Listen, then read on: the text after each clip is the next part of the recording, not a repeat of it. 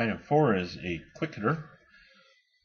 We have a bar being pulled in tension, and as we do that under that load of 32 kips, we find out that we have a longitudinal strain that's in the direction of the longitudinal axis, which is the same direction as the load. And we also have a strain that is in the opposite direction, meaning it is a shrinking in the lateral direction. We're asked to find Poisson's ratio and determine the modulus of elasticity under this given situation.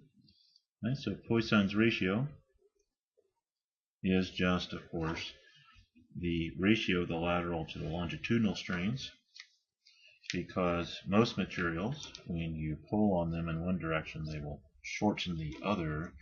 We'll have a negative ratio, but we like to have a positive. So we'll define Poisson's ratio as the opposite of the lateral strain to the longitudinal strain. We've got for lateral a 250 microstrain. That's what times 10 to the 6th. That's the micropart inch per inch would be strain over the 840 microstrain. Of course, those cancel out, and you get as a ratio then 0.2976, or approximately 0.3 for Poisson's ratio.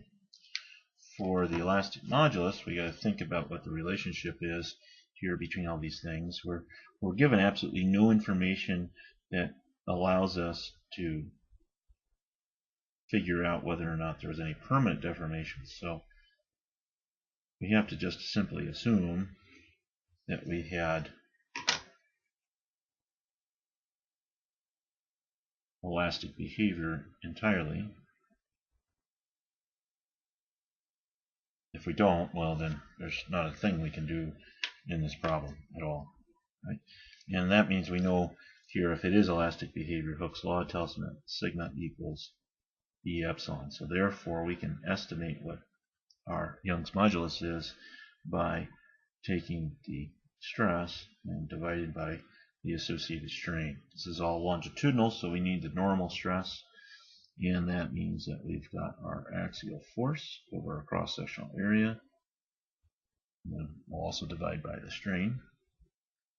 Our axial force of 32 kips over a cross-sectional area that is 3 inches by 3/4 inches.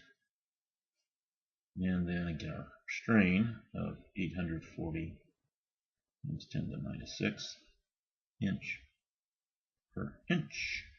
And when you do that, you get a Young's modulus that's equal to 16,931 KSI, that you might reasonably call 17,000 KSI. Maybe 16,900 would be an alternative answer as well.